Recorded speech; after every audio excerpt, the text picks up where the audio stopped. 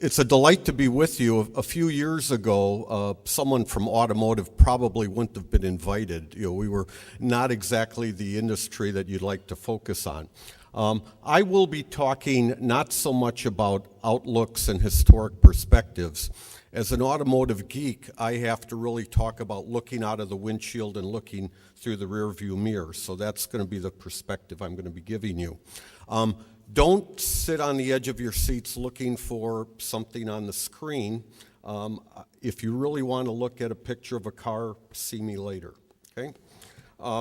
When we look at the North American market, it's really turned around quite a bit the last couple of years.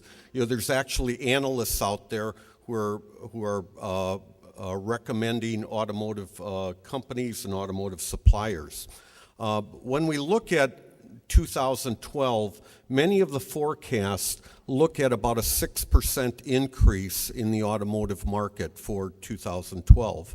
When I look at recent sales and economic trends, I'm very comfortable with that sort of number because it seems to be fitting what's going on in the economy and what the automotive producers are predicting.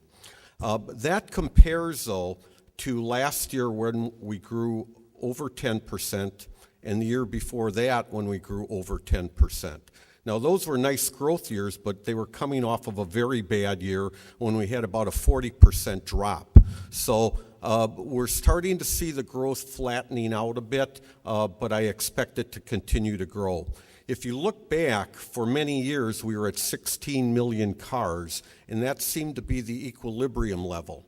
Last year we were below 13, so I'd expect that over the next few years we will continue to see modest growth, which should give us about a 20 to 25% increase over the next few years in potential growth in the industry. In addition to the economic expansion, I believe we're also hitting one other tipping point that should cause automotive growth.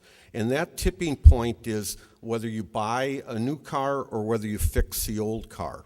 And when you think about it, what's starting to happen is the automotive companies are becoming more and more efficient in their automated factories and supplying parts. And a key factor with that is they are also providing financing. And in my estimation, that's one of the reasons that automotive has bounced back better than some other industries is because financing is available. If I look at the alternative, it's getting more and more expensive to fix your car.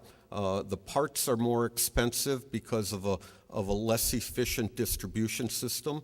The labor in the garages are less efficient.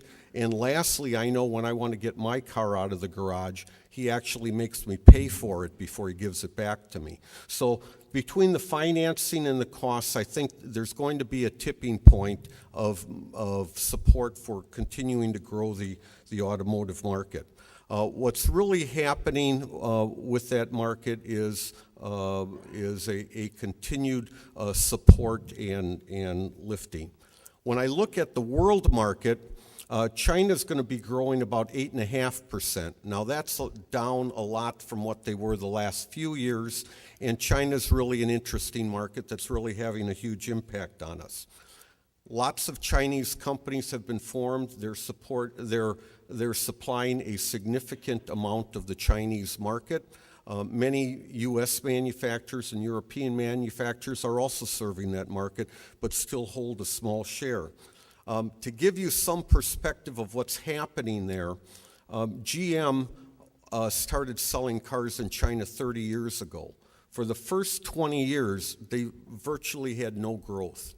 In the last 10 years, they've gone from virtually nothing to 2.5 million cars per year. Now, if you put that in perspective, 2.5 million cars in China is larger than the number of cars they make here in the United States. So that market has grown dramatically. If you look about 5 years ago, in China, the market was about 5 to 6 million vehicles. It's now 17 million vehicles. We used to be 16 million, and we're now down to 12 or 13. So it has leapfrogged what we're doing here, and so we really have to take a look at that. I'd expect a resurgence in the Japanese manufacturers. Toyota had a particularly bad year for a variety of reasons. They had some quality problems that set them back, but both Toyota, Honda, and the other Japanese manufacturers were significantly impacted by the tsunami and all of the suppliers in Japan. One company that seems to be doing very well and is continuing on the growth is the Hyundai Kia, a Korean company, and they're gaining market share through the U.S. and throughout the world. Europe, with all of their banking problems, is projected to drop about 5 to 10%, nothing like the 40% that we experienced a few years ago, or at least I hope it's not like the 40% we experienced a few years ago. Growth in India and Brazil is going to be a rapid growth rate, but the base number is still relatively small. So in terms of absolute increase in number of cars, I don't see huge growth there yet. Stay tuned, 5 to 10 years from now, those are going to be huge markets, especially India. How has the industry changed over the last year, and what's the impact going forward? Since the bankruptcies, the car companies have really started to act differently.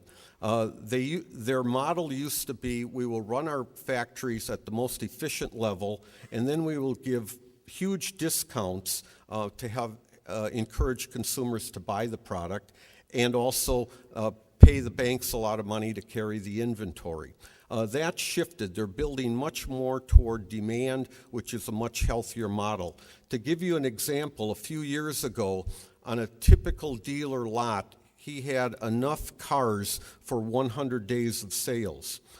Now he's got about 50 days of sales. The impact to us on that is we are not going to have the same exaggerated increases and decreases due to building inventories in growing economies and shrinking inventories in shrinking economies. On the design side, I think a lot of things are changing.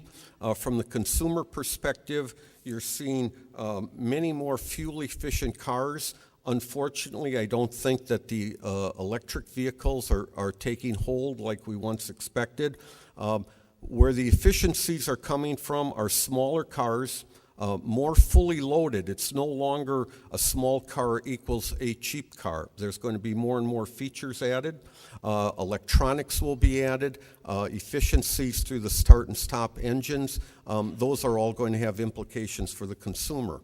For the supplier side, things are changing fairly drastically because they're trying to get models out to the customer at a much faster rate. So that's putting a lot of pressure on the suppliers to do faster designs, better designs. What we're finding there is a significant problem.